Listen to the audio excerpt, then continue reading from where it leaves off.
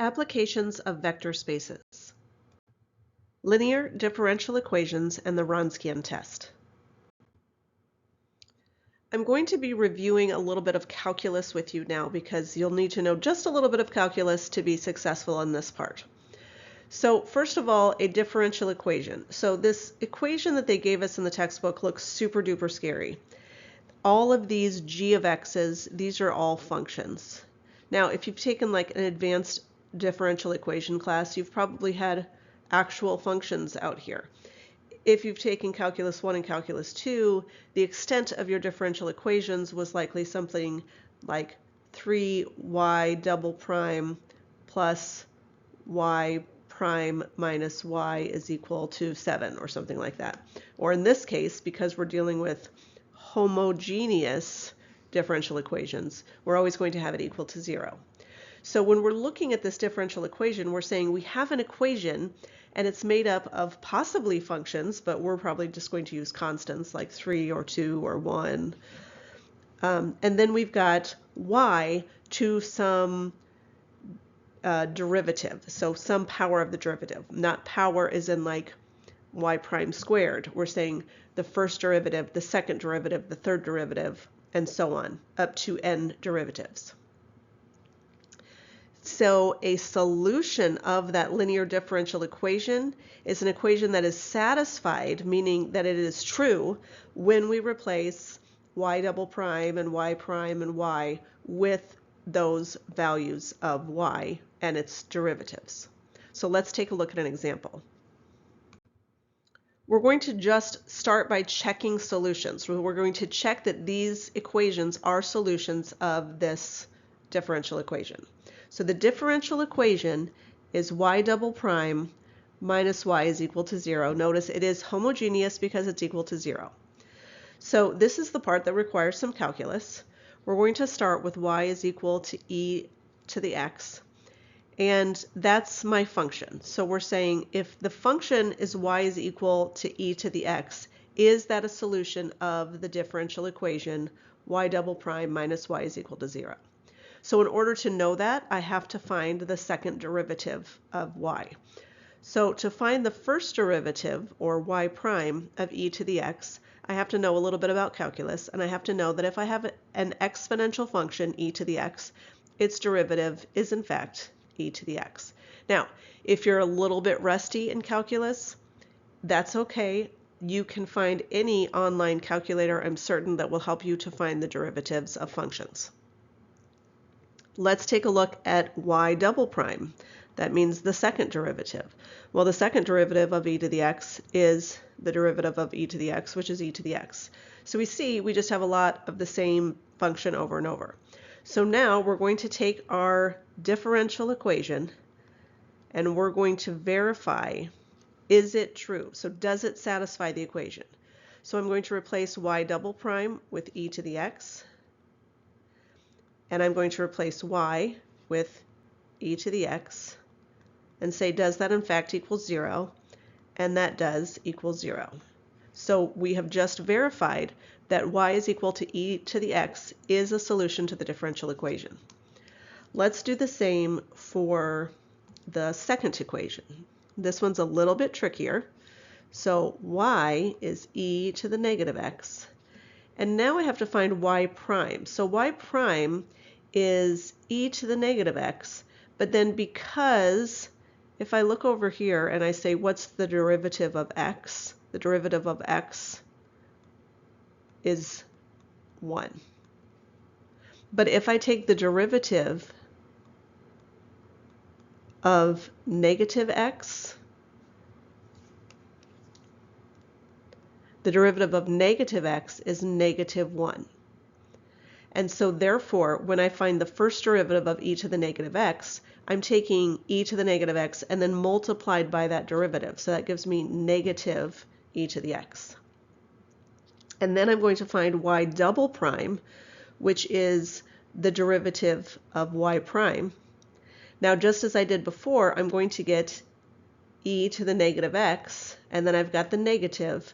Well, then I also have to take it times, the derivative of negative x, because that's the exponent, and the derivative of negative x is -1. So it's negative e to the x, which as we know is just e to the negative x.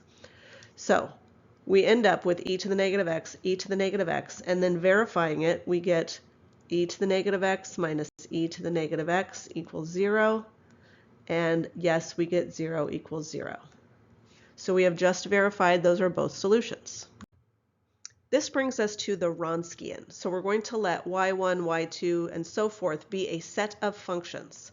So these are functions, and we're saying each one of those functions has n-1 derivatives, and that will make sense in just a moment. Then the Wronskian is the determinant of this matrix. So let's take a look at how this matrix is comprised. We've got the original function. The original functions, y1, y2, y3, all the way up to yn. And then we have the first derivative in the next row. And then we have the second derivative and the third derivative and all the way to the n-1th derivative. That is how we're going to come up with this matrix. So for instance, let's say I had 3 functions. Then my 3 functions would be y1, y2, y3. And because there are 3, I'm going to take 3 minus 1, that's 2, so I'm going to do the second derivative. So of course I can't skip the first derivative. I go to y1 prime, y2 prime, y3 prime. That's the first derivative. And then I know to stop when I get to the second derivative. So y2 double prime, y3 double prime. That would be the Wronskian matrix. I'm sorry, that would be the matrix that we would use to find the Wronskian, which is the determinant of that matrix. So the Wronskian is a value. Now, why is that important? Because if that value is non-zero, then the set of functions is linearly independent.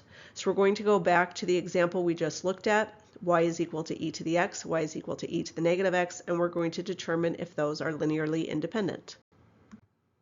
So going back to our first example, we already did step 1, and step 1 is to show that the 2 functions were solutions. So we did that previously.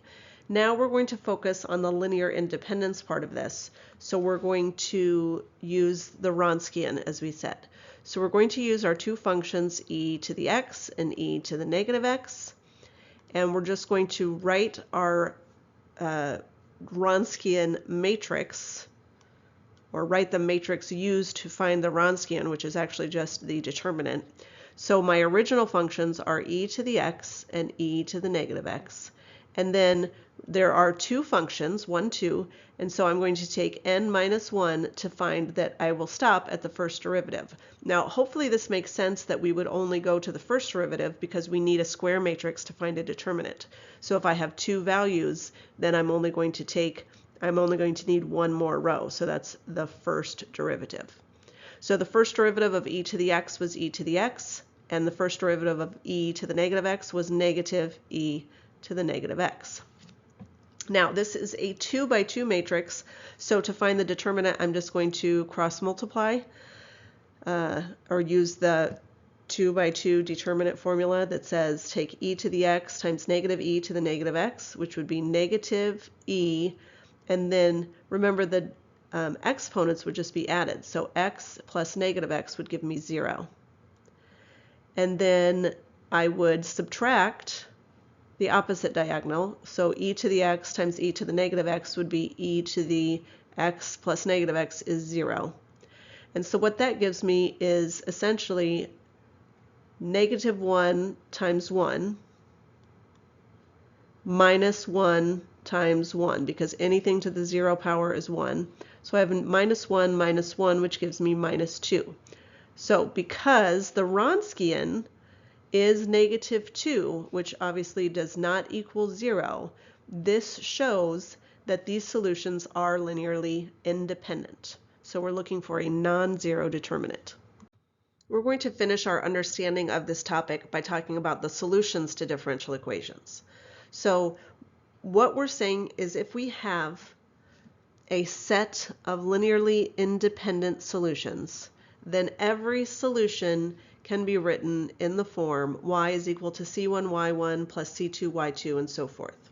So before we get down to the bottom half of this, let's think about what we were just working with. We said y is equal, and we had the two functions, linearly independent solutions of e to the x and e to the negative x. So y is in the form c1 e to the x plus c2 e to the negative x, which means y prime, the derivative of that, well, if we're taking the derivative and we have a constant, again, this is back to calculus. If you have a constant, say 3e to the x, the derivative of that would be 3e to the x. So this is going to be c1 e to the x. And the derivative of c2 e to the negative x, remember we're using the fact that the derivative of negative x would be negative 1. So this would be not plus, but minus c2 e to the negative x. And then we would take the derivative of that function, and we would get c1 e to the x. And then it would go back to plus, because this would be minus. And then again, this negative would make that negative, so now that's plus c2 e to the negative x. So now it's asking us to verify that this is true for our functions that we've been dealing with. And by that they're saying, let's take y double prime minus y is equal to 0 and replace y double prime with all of this. So that's c1 e to the x plus c2 e to the negative x. And subtract y, which is c1 e to the x plus c2 e to the negative x, and verify that that's equal to 0. Well, we can see these expressions are exactly the same, so by subtracting those expressions, I would in fact get 0 equals 0, and so I've just verified that that is in fact the case. All right, here's a practice where we get to put it all together. So if you're feeling confident, feel free to get started, but before you do, I just want to point out that there are 3 parts to this question. First, we have to determine that the set are actually solutions. That's the point that a lot of students skip because they just determine they're already solutions. We have to determine, yes, they're solutions. Then, if they are solutions, are they linearly independent? And if they are linearly independent, then write the general solution using C1, C2, and C3 as constants. So I'm going to get started. If you're feeling comfortable, work through as many parts as you can on your own. Otherwise, let's get started together. So step 1. For step 1, I'm going to use my functions. y1 is 1, y2 is cosine of x, y3 is sine of x. I'm getting those from right here. These are supposed solutions to the differential equation y triple prime plus y prime is equal to 0. So now I just have to do the calculus, which is to find the derivatives. So the first derivative of 1 is 0. The second derivative would be the derivative of 0, which is 0. The third derivative would be the derivative of 0, which is 0. And then we check our work. Y triple prime, which is 0, plus y prime, which is 0. Does it equal 0? Yes, it does. Moving on to cosine, I'm taking the derivative of cosine. When you take the derivative of a co, it's negative, so negative sine x. Y2 double prime, the derivative of negative sine of x. So the derivative of sine of x is cosine of x, but I already have the negative, so it's negative cosine x.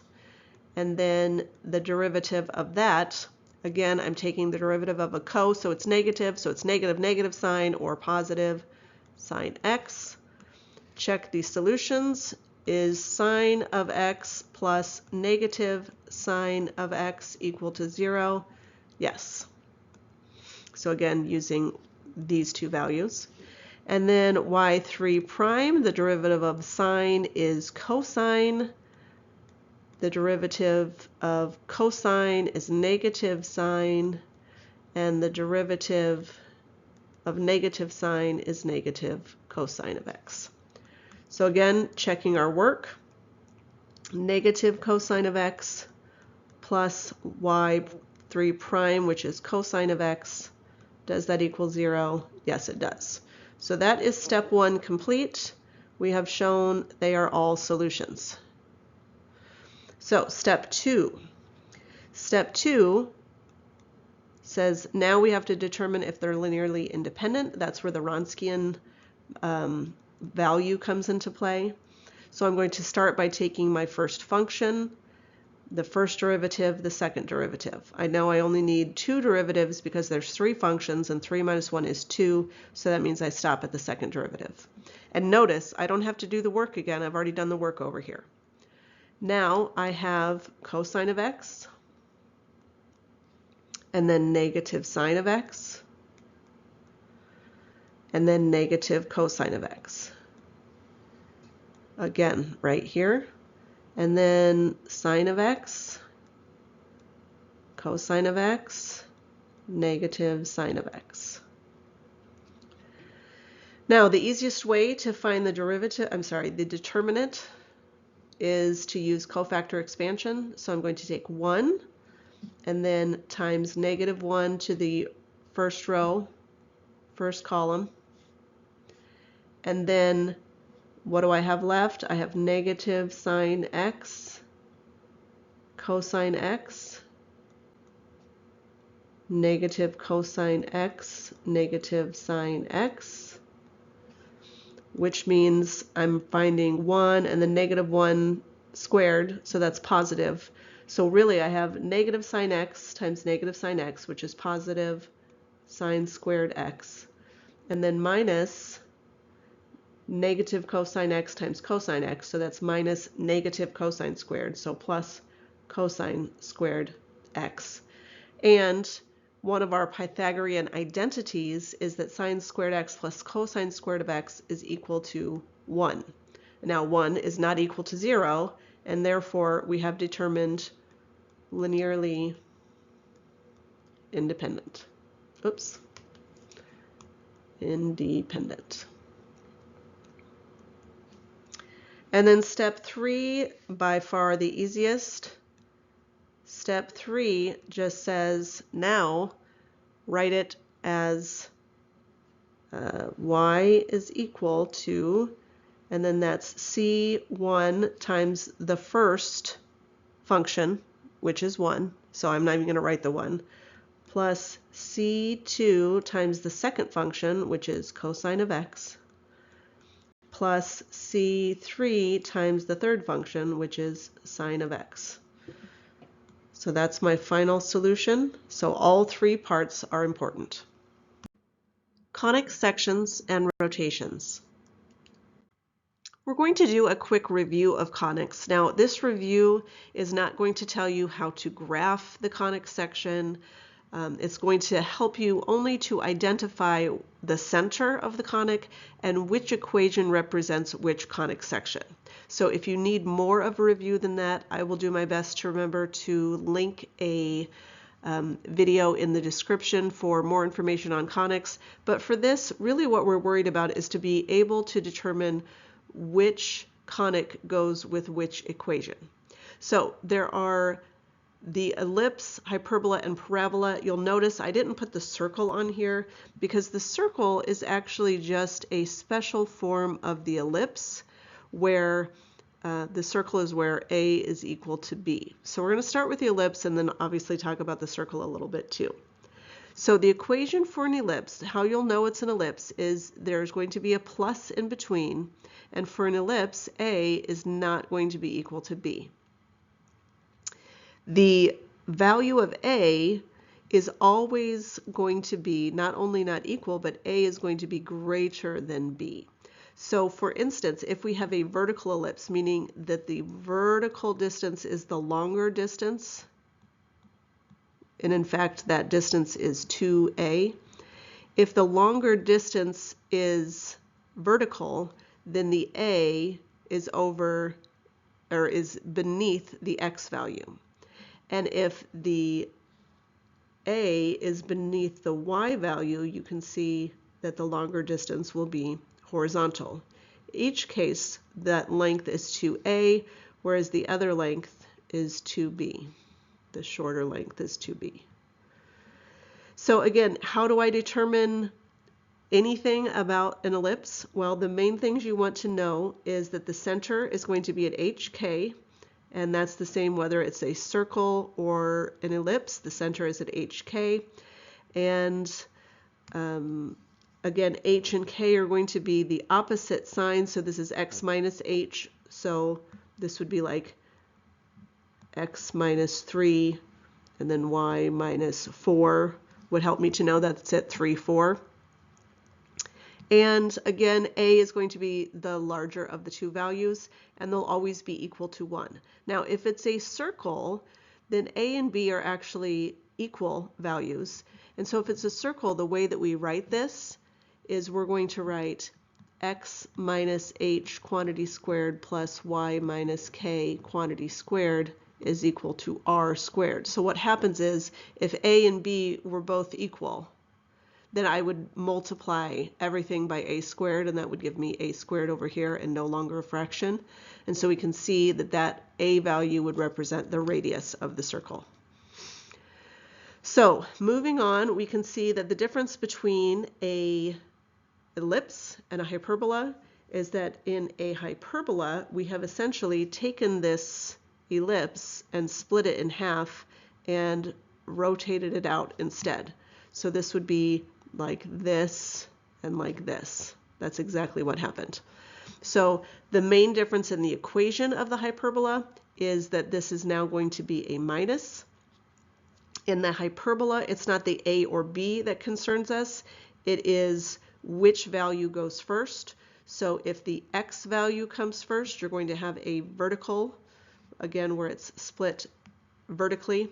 And if the y value comes first in the numerator, then it's going to be split the other way. And moving on to the parabola, again, we've got x minus h quantity squared equals 4p y minus k. We still have that center, quote unquote center, which is actually the vertex at hk. And that's really all you need to know. So the parabola is fairly easy because we're only going to have one value that is squared.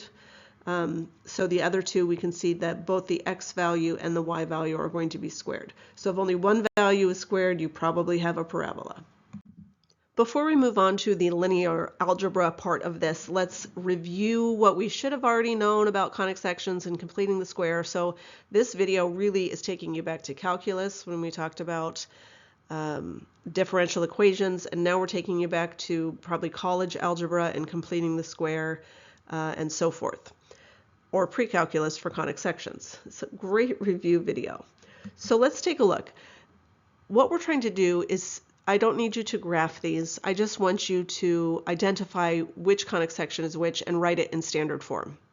So what I want is, first looking at this, we talked about the fact that only one of my variables is squared. I've got x squared, but I don't have y squared. So without doing any work at all, if they just said identify what it is, I would tell you that it's a parabola. So I know it's going to be a parabola, and I know it's going to be a vertical parabola because the x is the squared value.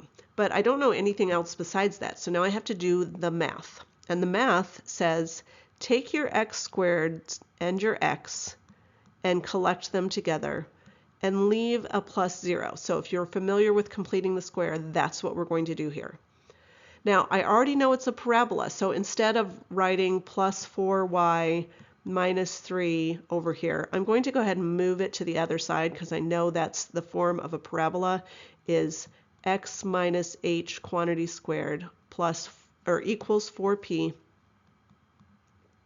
and then y minus k. So that's what I'm going for. I'm going to go ahead and subtract 4y from each side and add 3 to each side. And then I'm going to have to add plus blank because we know an equation is like a big balanced scale, and whatever I do to the left side, I do to the right. Now, how do I complete the square? When I complete the square, I'm going to take the b value in this quadratic, so remember that's ax squared plus bx plus c. I'm going to take the b value and divide it by 2 and square it. So in this case, b is negative 2. Negative 2 divided by 2 is negative 1. Squared is positive 1. So that's what I'm going to add to each side. What that tells me is that x squared minus 2x plus 1 can be factored into x minus 1, or x minus 1 quantity squared. That's why it's called completing the square. So that's all I need on the left-hand side. On the right-hand side, I need to just simplify. So I've got negative 4y plus 3 plus 1, so that's plus 4. Now we can see I want to write it like this. So that gives me x minus 1 quantity squared. And typically you're not going to separate out the 4p. So I'm just going to take out the negative 4. That leaves me with y minus 1. So that's really all I'm going to want for you to do. I might ask you what the center is. So the center would be h comma k or 1 comma 1. I might ask you what p is. And to find p, I would say negative 4 has to be equal to 4p. And therefore p must be negative 1 by division by 4. But that's really all that there is to that. Let's take a look at the second example now, which is not a parabola, as we can see. Because we have an x squared and a y squared, it's going to be either an ellipse or a hyperbola, depending on if it's a plus or a minus in between. So let's do the same thing. I'm going to give myself lots of room. I'm going to say x squared plus 6x plus blank, because I'm going to complete the square twice. And then I'm going to add 4y squared minus 8y plus blank. And we'll come back to that y in a second. So I've used x and 6x and 4y squared and minus 8y, and then I have a plus 9. And for now, I'm just going to leave the 9 on the left-hand side. But keep in mind, whatever I do here, nope, I changed my mind. I'm going to put the 9 on the other side just to keep things a little clear. And then I'm going to put plus blank, because whatever I do on the left, I have to do on the right. Now, let's complete the square twice. Half of 6 is 3. 3 squared is 9. And the other one gets a little bit trickier. So on the first one, I've just determined this is x plus 3 quantity squared. So how do I get the plus 3? Again, we took 6 divided by 2, which was 3. That's the number that goes here. And then when I square it, I get 9. That's the number that goes here. Now, why is the second one trickier? Because you can see I don't have y. I have 4y squared. So I'm going to come back in and change this just a little bit. So I'm going to factor out the 4 for both terms. 4, and then I'd have just y squared, and then if I take negative 8 divided by 4, that's minus 2y plus blank. So over here, instead of plus blank, it's plus 4 times blank. So now what is the blank? Well, negative 2 divided by 2 is negative 1, squared is positive 1. So that gives me, for this, it gives me plus 4, and then this is y minus 1 quantity squared. And then I've got minus 9 and plus 9, which cancels to 0, and then plus 4 times 1, which is 4. So far, so good. Now, we don't quite have this in the right form, so let's think about what the correct form is. Because I see that there's going to be a plus in between, this is going to be an ellipse. An ellipse is x minus h quantity squared over either a or b squared plus y minus k quantity squared. Again, a or b, we're not sure which one, is equal to 1. Well, I don't have a 1, I have a 4. So let's divide everything by 4. So this gives me x plus 3 quantity squared over 4 plus, in this one the 4's cancel, y minus 1 quantity squared divided by 1 is equal to 1. Now, that means a which is the bigger one, is below x. So this gives me a horizontal ellipse. And this is the equation. Again, I'm not going to ask you to graph that, although you should be able to identify the center. The center would be, in this case, at -3, +1. And again, you could tell me that this is horizontal.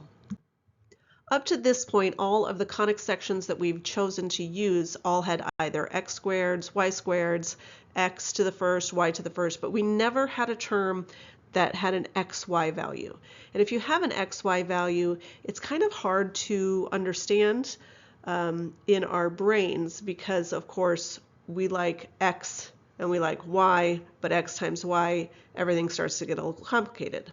So instead, we're going to use a change of basis, just like we used a change of basis before when we said if b1 was this and b2 was this, we could rewrite it using a change of basis. That's what we're going to do here. So if you need a refresher, go back to 4.7 where we talked about change of basis. This is just an application of that.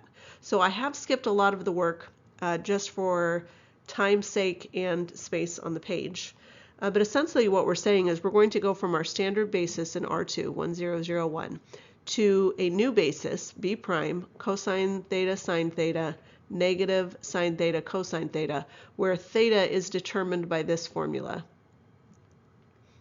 And we're going to find the transition matrix. So for right now, we're not using this. We'll use that on the next screen. But for now, remember, if I'm transitioning from b to b prime, I start with b prime on the left and b on the right.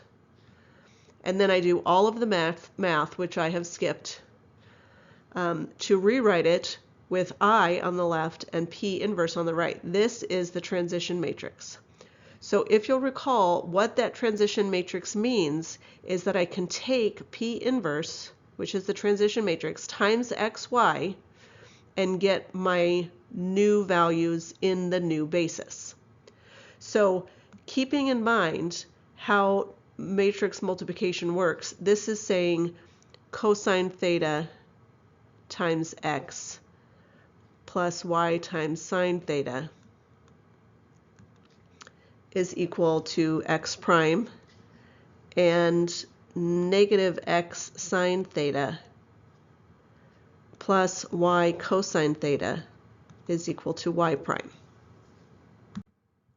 All of that leads us to being able to take a general second degree equation, and that general second degree equation looks like this. Ax squared plus bxy, again this is that xy value that we don't love, plus cy squared plus dx plus ey plus f is equal to 0. And we're able to rewrite it using a change of basis to get rid of that xy term and find instead a new a term, a new c term, a new d term, a new e term, a new f term, all in the new basis of x prime, y prime.